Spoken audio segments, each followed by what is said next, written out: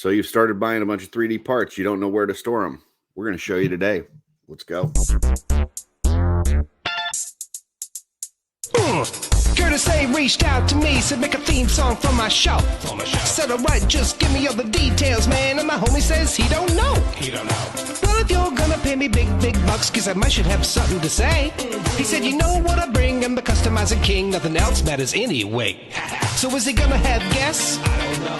Is he gonna go live? I don't know. What time will it be? What will you see? I'm pretty much in the dark, but I can guarantee he'll be customizing action figures, getting paint all on his fingers. It's art by Akerman. It's art by Akerman. Tips and tricks and conversation, sharing his gift with every nation. It's art by Akerman. Art by Akerman. You best get ready, cause now it's time for Art by Akerman.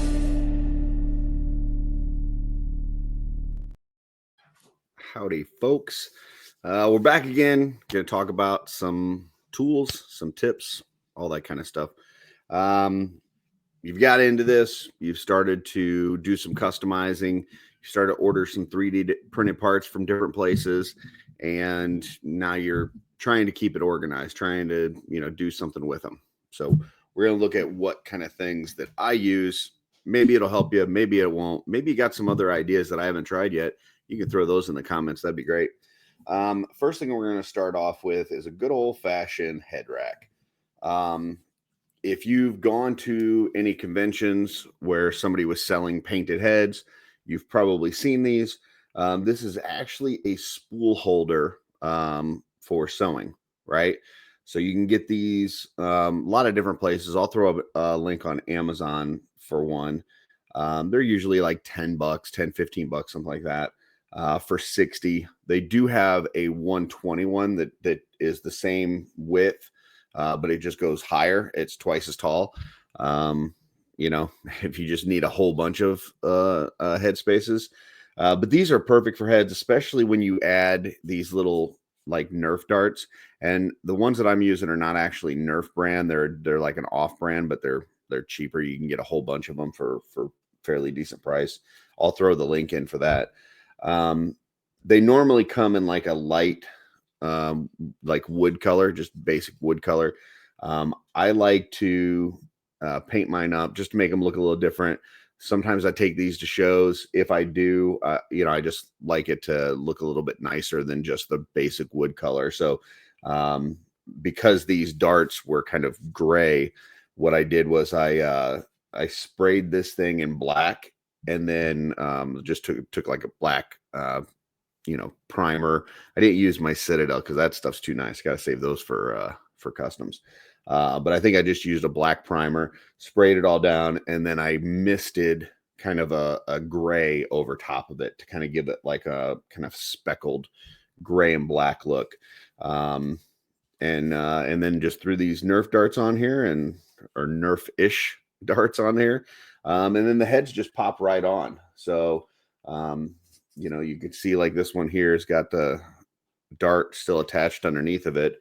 And let me put this down. Most of the 3D printed heads, the holes are going to be the right size where this will just kind of slide right into it.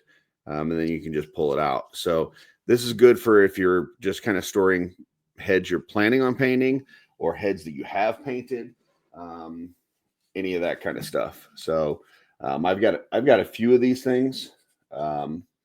This one has a lot of my like animal heads that I'm going to be painting. And then I've got another one that's got a whole bunch of extra head. Like I got a 121 that's got a whole bunch of heads. So this is kind of the main thing I would say. If you're just getting heads, this is perfect. You probably don't need anything other than this. If you start getting other stuff, you're going to probably need some other tools, and we're going to show you that in a second. But this would be my first recommendation. Grab yourself one of these. This is a good way not only to store them, but also to see them so that you can kind of look through if you're trying to decide what your next project is going to be or whatever. It's a good way to scan it. I like to, like on the other one I have upstairs, the 121, what I did was I tried to keep like stuff in the same row. So I got like aliens in the same row and orcs in the same row, skeletons in the same row, so that if I have a urge to do a certain type of, custom or whatever, I can go right to that row, scroll across, and there it is, rather than going through, a whole bunch of stuff. So like on this one here, you can see at the top, I've got like some of the bigger animal heads. So I've got like, let me go this way, got some rhino heads, caribou, that kind of thing. As we come across here, we got cats. So you got lions and cougars and panthers and Cheshire cat and stuff. Here we got a bunch of dogs and wolves. So you're just kind of that thing, like just try to keep it as organized as you can. And that'll help out quite a bit. So next, I'm going to show this. So once you get to the point where you've got a lot of stuff, maybe that heads rack is not enough. I've got one of these guys, and what I've done here, I've taken a thin piece of foam, so right here, just like a foam padding, and put it down on here just so that it's not just rattling around in the hard plastic. And I've thrown some labels on here. So this is extra heads. These are ones that, I don't have any intention of painting anytime soon, but I may come across a need for it because I'm working on a certain type of custom. So this is just extra heads. This second one here, I've got like weapons and accessories and stuff. So like if I open up this one, got swords, got hats. Let's see. Here's a red jet, female jet that Brian C. painted that I've got to find a female figure for. Here's like a rogue torso, so just different things that aren't heads, but, put those in there. And then the last one I've got down here is for sets. So this is like, things that you buy together. So like, let's see, like this one here is a head that Stephen Bisciotti did. That's got, it's like a head and a, like a headdress together. So I don't want those loose and not be able to, find one and not the other. So I just kind of leave these in the baggies and put them in that set one. So like, here's the head on that. And then it's got this headdress that goes on top of it. So I don't want to just, lose that. So that goes down in the set pile. Let's see what else we got in this set pile. This one's a Kitsune one. So it's got a fox head and a fox tail. Obviously, I don't want to just have the tail being lost away from the fox head, that kind of thing.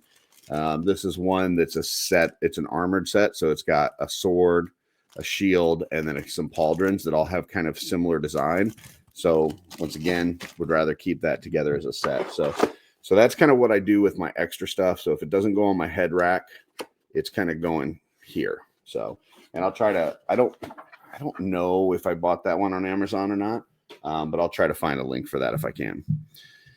And then the last thing is stuff that you're working on for projects. So you've already kind of decided you've got let's say a figure that you've already decided to use.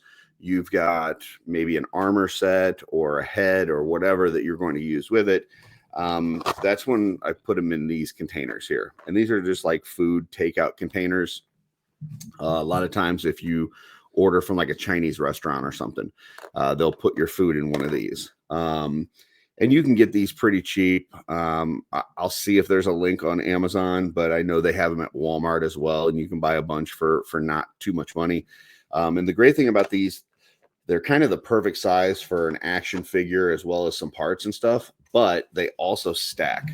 So you can put them on top of each other and they kind of lock in place. There's ridges on the top of the lid and then ridges on the bottom of the next one. And yeah, so you can stack these things up and go, several tall, kind of do what you need to on there. So,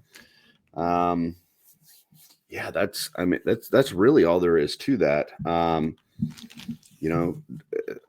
I think the biggest thing is just trying to keep it as organized as you can, because what you don't want to do, and I've had this happen before, where you go to order something that you need for a, for a custom, and then you realize that you already had that piece. Like you already had it in your collection, but you just couldn't find it. So the more organized you keep this stuff, the more likely you are to not lose track of that. And if you're just getting into this and you've only ordered a few pieces, maybe it's not a problem yet.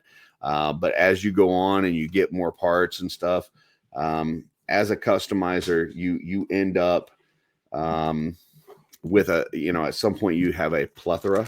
Shout out to my plethora gang. You get a plethora of parts that you just haven't had time to work on or whatever. Or you order something because you think you're going to do something with it, and then something else comes along that is a priority that you want to do first. And that's typically kind of how it works. You get a bug in your brain and you're like, I got to work on this custom. And then before you get to it, something else comes along and you're like, I'm going to work on that. So, but I'll try to put links in the description for all of this stuff. Kind of a quick, short video, but hopefully that helps. And like I said, if you guys have other ideas, other ways that you're storing your stuff, throw that in the comments. If you liked this, let me know. Throw that in the comments. And we will see you next time. Talk to you later. Oh, and until next time, keep creating, folks.